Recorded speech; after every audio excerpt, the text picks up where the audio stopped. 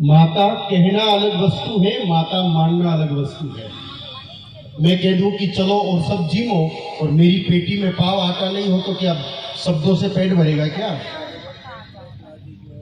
अगर गाय हमारी माता है तो हमारे परिवार की सदस्य हुई कि नहीं हुई, एज ए फैमिली मेंबर है। कुछ समय पहले आपके घर में आपकी बेटी या आपके बेटे का विवाह हुआ होगा। पूरे परिवार के लिए आपने नए कपड़े खरीदे होंगे, बुढ़े दादा के लिए फेंटा खरीदा होगा, छोटे से बच्चे के लिए भी जबला खरीदा होगा, माताओं के लिए 4-5 हजार का बेस खरीदा होगा। गाय माता भी तो हमारी माता है, वो भी तो परिवार के सदस्य है। 50,000 के कपड़े की गांठ जब बांध लाए तो उसमें 50 रुपए की लुगड़ी अपनी गाय माता के लिए लाना भी याद आया? नहीं आया। विवाह में, शादी में आप सब माताएं सोना चांदी पहन के घूमती हो, गाय माता भी तो हमारी माता है। माना कि वो सोना चांदी नहीं पहनती, लेकिन एक 50 रुपए की पीतल घंटी से विवाह के समय शादी के निमित्त, क्योंकि ये भी हमारी माँ है, उसके गले को सजाना याद आया? किसी को नहीं आया। शादी में हम सब 3 दिन तक मिठाई खाते हैं, लड्डू, पेड़ा, रसगुल्ला। गाय माता को शादी के नाम की गुड़ की टुकड़ी खिलानी भी याद आई? हकीकत तो यह है कि शादी के जोश में 7 घंटे तक भूखी खड़ी रह गई थी, चारा डालना भी याद नहीं आया। और ये तो बहुत सामान्य बातें हैं। अब गंभीर विषय पर ला रहा हूं आपको।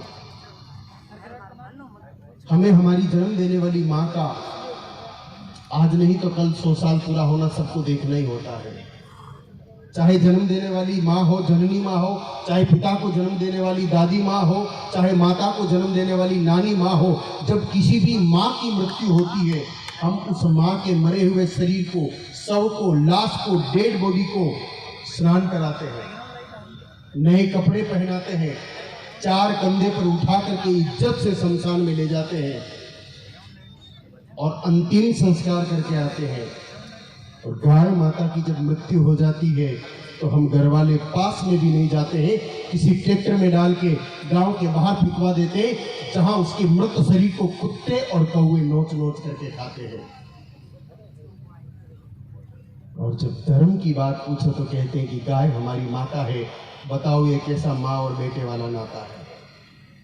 हमारे धर्म ग्रंथों में स्पष्ट लिखा है कि जब बैल की मृत्यु हो जाए तो सफेद वस्त्र, और गाय माता की मृत्यु हो जाए तो लाल वस्त्र ओढ़ा के उनको अपने निजी स्वयं की भूमि में समाधि देनी चाहिए। आज ये परंपराएं लुप्त हो गई।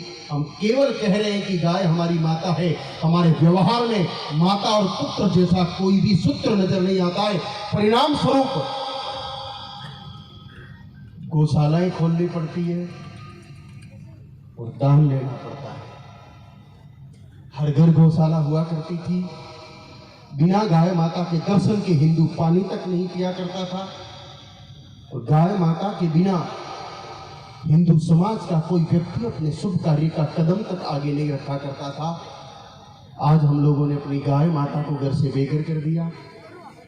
भला हो जो प्रवास बाहर करके भी यहाँ गांव की गाय माताओं के पोषण की व्यवस्था कर रहे हैं, लेकिन क्या सिर्फ ये जो तिरुपति बालाजी मित्र मंडल वाले हैं इन्हीं का कर्तव्य है कि गाय माता घास खाए, या पचारिया परिवार का ही कर्तव्य है कि गाय माता घास खाए? हम सब का कर्तव्य है। और मैं तिरुपति मित्र मंडल वालों, वैसे सूरत में जो भी है, गाय माता के प्रति भाव बहुत बड़ा है। पिछले कुछ लगभग 2 महीने पहले मैं सूरत आया था, किसी सत्संग में मुझे बुलाया था और सिर्फ 10 मिनट की मैंने एक चर्चा की थी।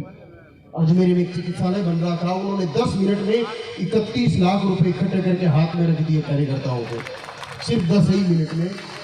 तो निश्चित रूप से सूरत के जितने भी समूह हैं वो अपने आप में विशेष सेवा देते हैं, लेकिन ये तो बहुत समझदार है, हम सब लोग बेवकूफ हैं।